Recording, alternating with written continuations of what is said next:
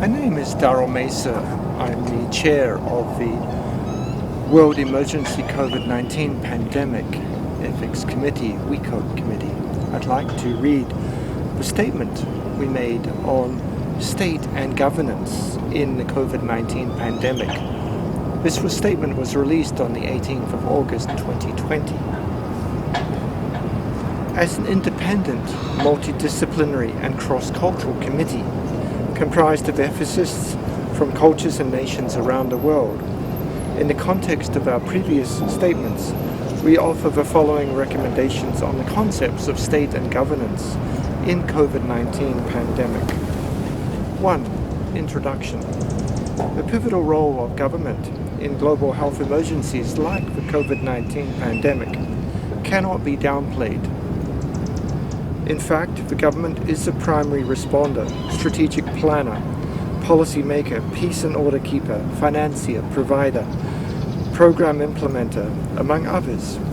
Failure in government response to any pandemic can result in uncontrolled infection spread, deaths, economic collapse, social unrest, hunger, violence, and other crises that may lead to the collapse of the same government that has sworn to protect and defend its people from harm. Looking back at the history of pandemics, we can see governments that were resilient, sharp, decisive, humane, caring, and concerned, crisis prepared, excellent crisis managers, quick responders with foresight, very good in managing people and public order and peace, cohesive, systematic, reasonable, and respected, as it was able to command educated obedience and calm. However, the COVID-19 pandemic has revealed some problems on resiliency, crisis preparedness, leadership, and management of governments around the world. In particular, it exposed a growing disparity between state and the people, as seen in the mass defiance of state policies and protocols in response to the pandemic around the world. The pandemic did not only reveal some striking failures of leadership and policy making in some states, resulting in more deaths and high infection rates, but also excellence in management by some other state leaders. We have seen in the news how governments around the world are responding to the challenges of COVID-19, some desperately, others steadily. Efforts of governments to control the spread of the disease and prevent more deaths and harm to society and people come in a variety of ways and effects, from the imposition of lockdowns and community quarantines to the use of military and police forces in imposing discipline, peace and order, and delivery of essential services, from granting emergency powers to chief executives to creating abruptly prepared laws, policies and protocols, from shutting down economic powerhouses to restricting some people's rights, from effects to leave no one behind to eventual marginalization of the socially, physically, ethnically and economically vulnerable, etc. Some governments are showing success, others are in dire need of guidance, order and even oversight. 2. The state is an institution of effective leadership and unified action. There is a great difference between power and leadership. The mere possession of power or being in a position of authority does not make one a leader.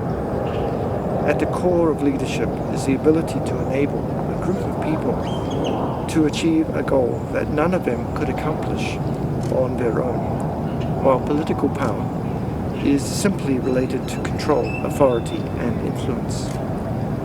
State leaders are expected to be effective and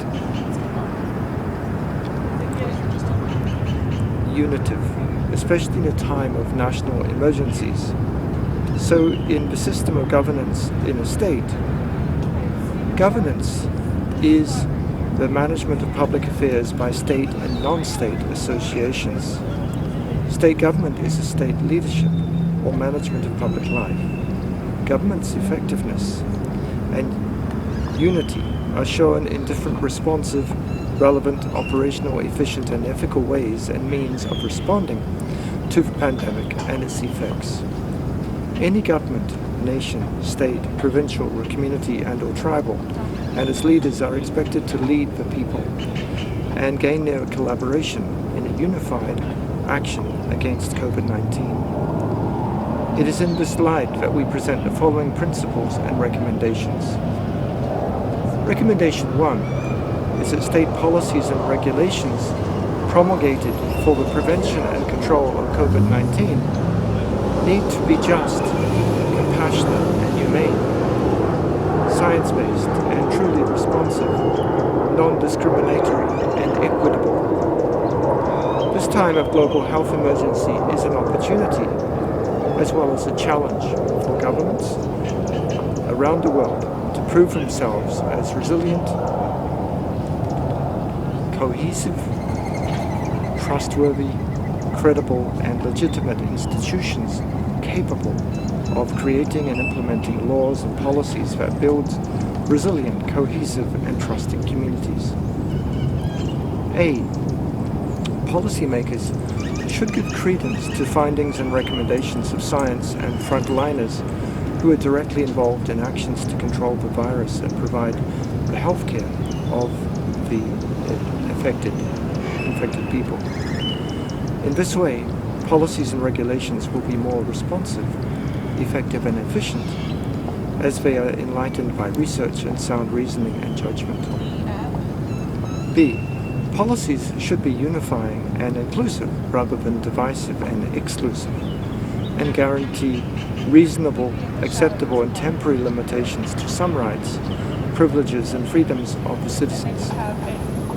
Policies should also take account of the less advantaged members of the population, displaced and refugees who cannot follow pandemic control requirements for lack of available resources. This will guarantee social obedience and trust that no one will be left behind. C. Policymaking should involve not only the politicians, military and police officials, economic players and key government officials, but also experts and community representatives in a collaborative effort to craft more responsive protocols that are proactive and not reactive, caring and loving rather than punitive and militarized. D. Policies should strike a balance between conflicting goods if possible. In a pandemic, it should never be a choice between economy and public health, nor between public order and peace and public health. If reasonable balance cannot be achieved, public health should be the priority. A sick populace is a sick economy and an ailing country. While ensuring community security and order is important, greater attention and priority should be given to guaranteeing public safety and public health. E. Governments are also reminded to avoid too punitive and vindictive enforcement of pandemic policies and laws. It is beneficial to governments to always remember that laws and policies are meant to promote the general welfare of the people and not make their situations even worse. Government policies need to ensure that no one is left behind. Essential services should reach all, especially the most vulnerable members of society, and that all frontliners are properly equipped, protected and supported. Recommendation 2. An organized and collaborative management system where line of command is clearly working as a hub of credible, contrastable and formal information from which directives should be well established. Such sources of information should be well advised by scientists and healthcare experts.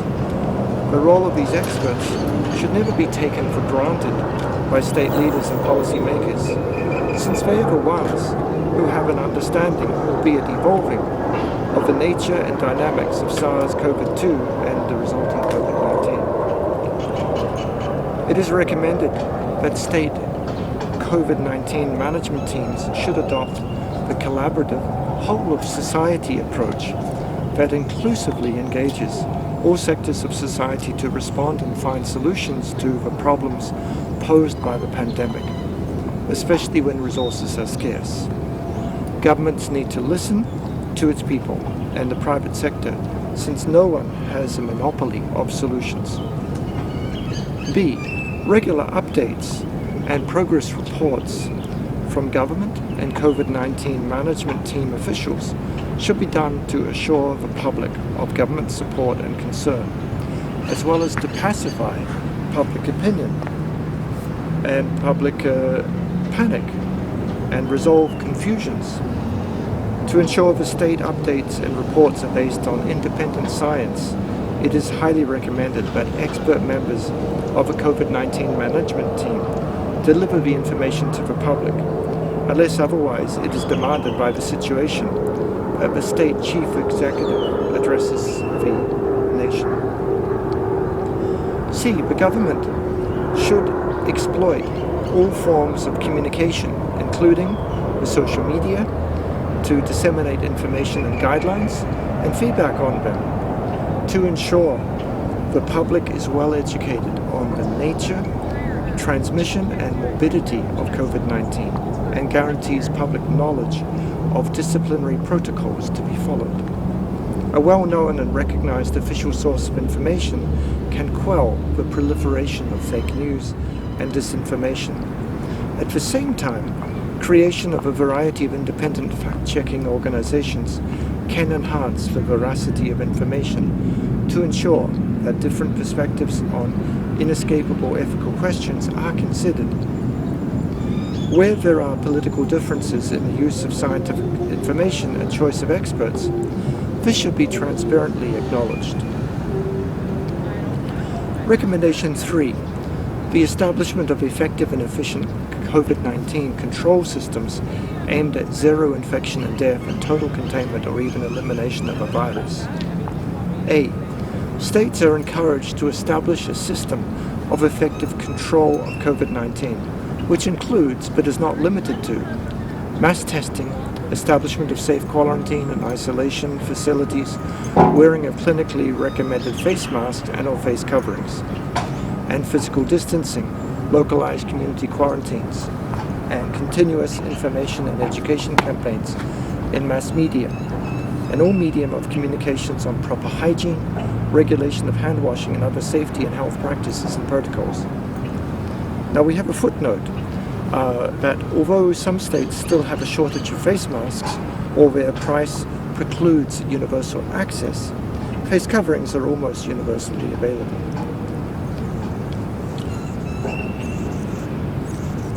B. Social control policies should not ignore other aspects of general well-being, welfare such as livelihood, sustenance, education, economy, employment and protection from domestic abuse and sexual offense. Effectively balancing the demands of these social goods vis-a-vis the challenges of a pandemic can contribute largely to controlling or preventing the spread of this virus and its corresponding social, psychological and economic effects. C. Governments are encouraged to establish well-designed and operational public health infrastructures and institutions that are resilient, inclusive, non-discriminatory and effective. That is, they can respond quickly in handling pandemics and other health crises and ensure that more than enough supply of necessary equipment and gadgets are available by stockpiling in advance essential emergency resources. D. Governments are called to support research and development of vaccines and treatment, and such activity should be a part and parcel of a pandemic management system. E. Scientists need to address the fundamental question of whether zero infection and death is actually possible, even in economically capable states, as has been illustrated by the re-emergence of cases in quarantine island states such as New Zealand. We recommend that a global assessment of the evidence should be transparently made in 2021, as the world has gained a year of epidemiological data from attempts of all states in the world to face the pandemic. F. Governments need to fund independent research to assess all aspects of their attempts at control and mitigation of the COVID-19 pandemic, to establish workable good practices for each state and community. Recommendation 4. Governments should ensure that allocated funds for COVID-19 response are efficiently and ethically spent. A. A just, transparent and non-discriminatory macro and micro allocation and distribution of available resources and funds is needed to ensure everyone equitably benefits. B. Governments should assume the public has no resources, money or in kind are lost in graft and corruption by making regular public transparency reports as well as independent audits on government spending, borrowing and allocation. In this way, public trust and confidence is guaranteed, and people become more obedient and cooperative in government programs and policies. C. The pandemic should not be used as an excuse or pretext for wanton exploitation of the easement of allocation and release of funds policies to prevent the flow of valuable and scarce funds to inappropriate programs, overpriced facilities and supplies, improper spending and incentible pockets. D. Mechanisms for accountability should be strengthened. Section 3 of the statement deals with adherence to principles of human rights and democracy. Respect and promotion of fundamental freedoms and human rights are a foundation of caring and a free nation. Protection of these humane and social goods is essential to the state's legitimacy and continued existence. It's inherent to a socially responsible state to ensure that in all circumstances and situations these are well safeguarded and advanced. Recommendation 5 is that human rights and fundamental freedoms are not to be unwittingly and unnecessarily compromised by the state and its COVID-19 pandemic management. A. Governments ought to ensure that while strict measures to avert the further spread of COVID-19 are enforced, human rights and fundamental freedoms are carefully upheld. The enforcement of excessively harsh and severe measures to control movement of people has caused blatant violation of basic human rights, like imposing immediate physical punishment for violators, destruction of property, warrantless arrest, illegal detention, curtailment of freedom of expression, etc. Whose victims are the poor and underprivileged, while the rich and the powerful are dealt with mercy and compassion and are excused of any liability. While certain concessions as to limitations of some freedoms may be justified through quarantine and lockdown to prevent further infection and death, the requirements of justice, fairness, equity, and humanity and dignity are not overlooked or altogether sidelined.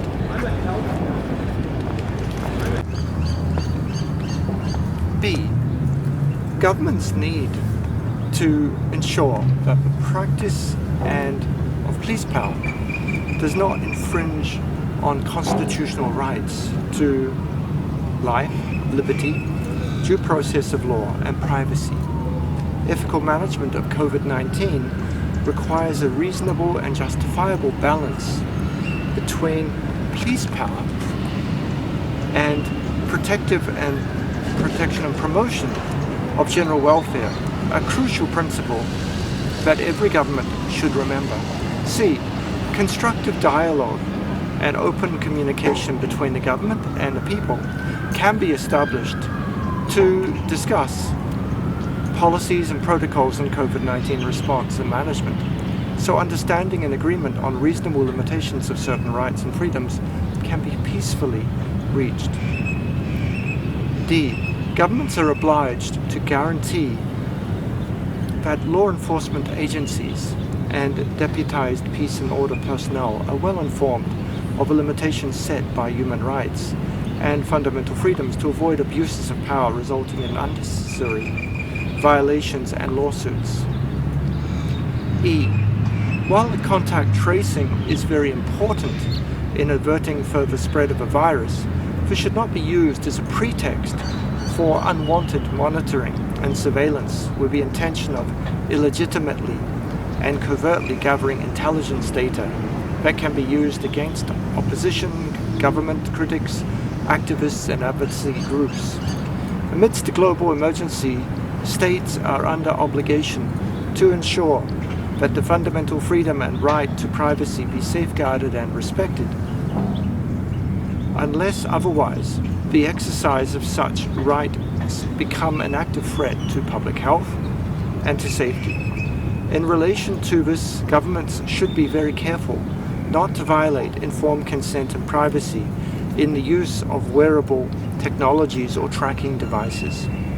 It is well for governments to keep in mind that the central objective of all efforts against COVID-19 is to stop the spread and potency and of any policy or law that disrespects human rights and fundamental freedoms are unreasonable, unethical, and a blatant violation of human dignity.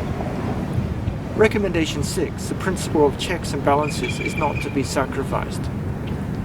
While cooperation and solidarity among the branches of the government is extremely necessary to end the COVID-19 pandemic, checks and balances should not be sacrificed.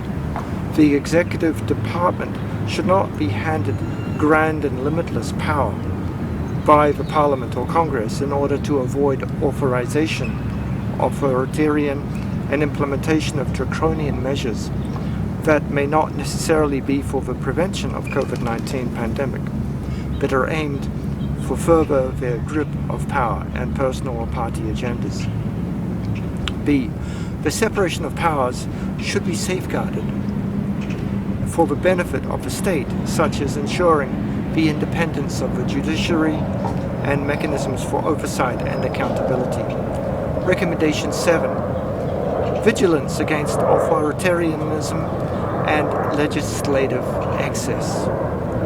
A. Since public demonstration against what is perceived to be unjust and unfair, excess and deficiency are limited or impossible during pandemics because of lockdowns and strict quarantine rules, physical distancing, there are reports of governments sneakily passing legislation to further the authoritarian and dictatorial powers of abusive and power-hungry regimes.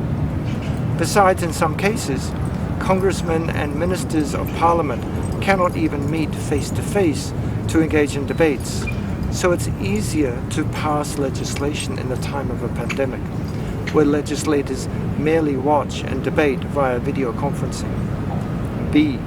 Moreover, the pandemic has become a justification for the legislation of draconian laws that further limit the freedom and rights of peoples.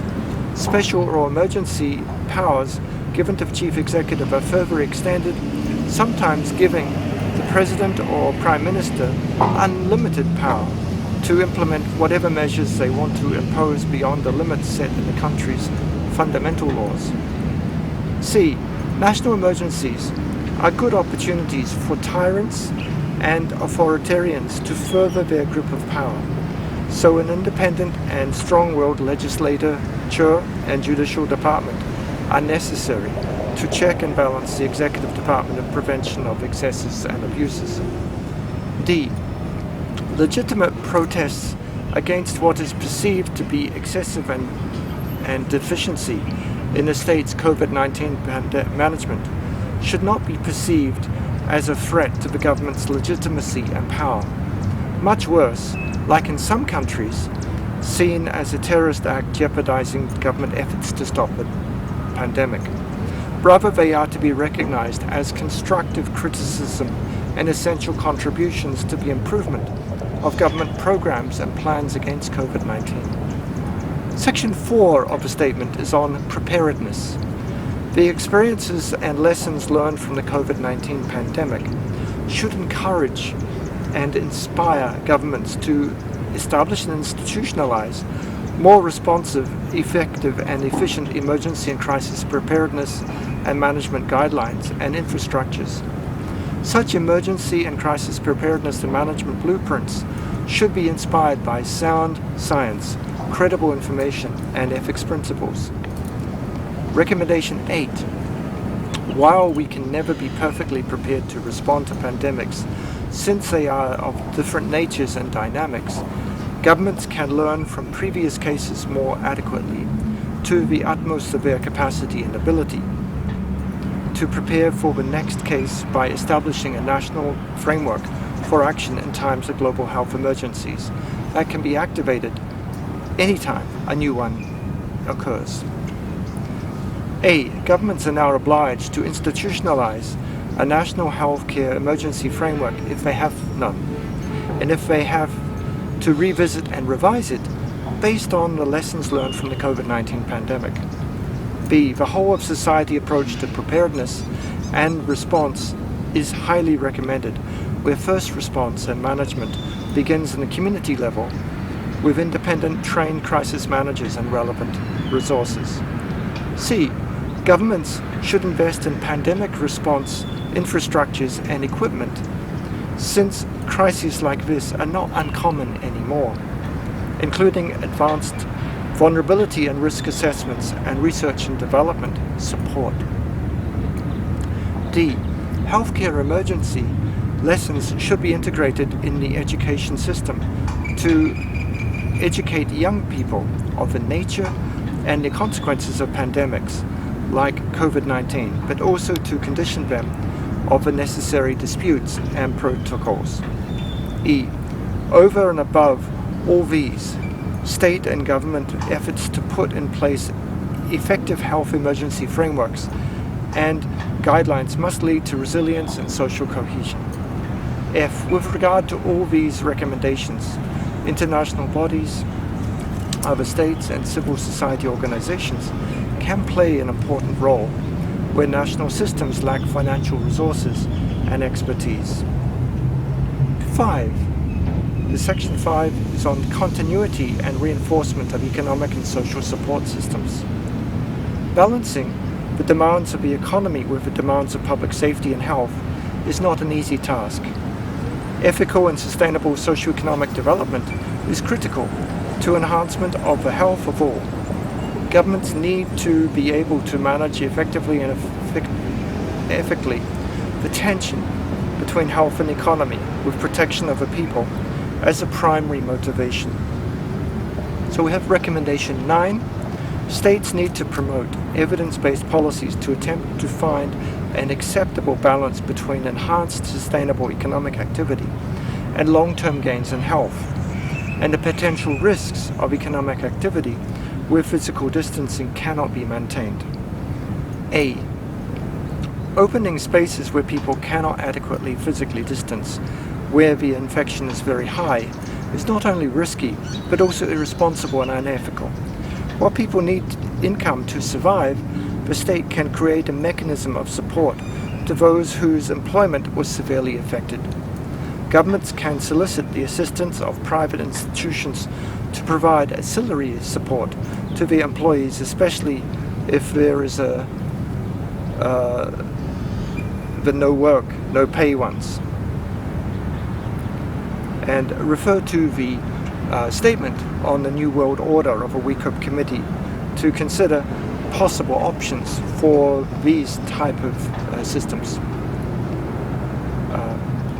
Recommendation 9b. In countries or areas where the infection is low and businesses can safely open, suitable stimulus packages should be offered to small and medium enterprises severely affected by the pandemic. Such packages could include low interest rates and flexible payment schemes, for example, so as not to burden the establishment even more. On the other hand, businesses should be rescued regardless of their relaunch chances. C. Social support for the poor and underprivileged, refugees, senior citizens in need, the differently abled and displaced workers and unemployed are seen in some governments' pandemic responses and recovery programs, in order that those living in the peripheries of society are not left even further behind. D. Financial support to social entrepreneurs should be encouraged to assist displaced workers in starting their personal business enterprises. Recommendation 10. Governments need to ensure adequate food security. A. Agriculture is an indispensable and integral part of the economy and social development. In times of a pandemic and other similar disasters, especially when international trade is difficult, sufficient food security is essential to keep people alive. Agriculture is strong and reliable support systems for the economy and society are essential. B. Financial and material support to the agricultural sector is needed to increase production of food supply, including safe and unhindered transportation of products, supply of seeds and sustainable fertilizers. Financial support, such as loans and low interest rates or manageable payment schemes, farming equipment and machineries and so on. Farmers and fisherfolk need to be protected. They need to be provided protection and health services to ensure continuous supply of food. They're essential services. C. Agricultural support systems in times of pandemic should be included in the national or local action plans against the pandemics. Structure and operation systems that facilitate sustainable food production during pandemics or any national health emergency or disasters should become part and parcel of the national or local disaster response and managerial frameworks. Recommendation 11. Governments should transparently evaluate the impacts of all policies, both positive and negative consequences on different persons, institutions, and the environment, so lessons learned can be shared internationally to work for all the planet. Citizens should not expect perfect governments, but governments need to be able to admit mistakes and learn mistakes so that the people that they represent can make choices about the type of society that they live in. So this statement was developed through a full committee. The subcommittee that specialized, the chair was Professor Marlon Lofrido, Symposia University Quezon City, the Philippines. Other members of the drafting committee included Atalia Arewa from Lebanon, Andrew Bosworth from Canada, Riddhi Chakraborty from England, Muriel de Tarsis from Canada, Nilsa Maria Dines from Brazil, Manuel Lozano Rodriguez from Spain, Darrell Ajay Mesa from New Zealand, Maria Patrionios from Portugal, Suma Parahakaran from Malaysia, Osama Rakan from Saudi Arabia, and Anke Vaise from Uganda. The statement draws on the ideas and literature from many sources and benefited from comments and discussions from the whole committee. The members of the whole committee can be found on the WeCope committee site. At the bottom you can see the footnote, and include people from all around the world. We release a series of statements and discussing how we can deal with this COVID-19 pandemic, as well as the statement on state and governance. We released a statement on the public use of masks, on the criticism of the use of a war metaphor in referral to COVID-19 pandemics. We released a statement on the environment and the impact the COVID-19 pandemic shutdowns had on the environment. We also looked at the question of the role of balancing autonomy of individuals versus solidarity with our group. We've also looked at another variety of issues, and we come together every month, meeting publicly in the International Public Health Ambassador and Bioethics conferences. We welcome everyone to join in these reflections. We are not taking any one political party's view, any one nation's view. We're independent of government, political party, industry. We're trying to bring together people from different reflections. In the background, you have a Capitol building of the state of Arizona, but this in no way reflects the views of this jurisdiction or of any other. Members come from 40 countries all around the world, and we serve independently and voluntarily. Please, if you're interested in this work, in trying to reflect together, free of the politics of one nation or the United Nations or one organization, come together and reflect together. This, we believe, is a way that we can get through this pandemic together, and together make a better environment and society. Thank you. This video is taken with the background of the state capital of Arizona, the flag of Arizona on the right, United States in the middle, and of the state legislature with the Senate building and the House of Representatives, and behind it the executive buildings. In this area, some of the founding fathers of the state of Arizona are included. There's also inclusion of some of the founding mothers as well, and some representation of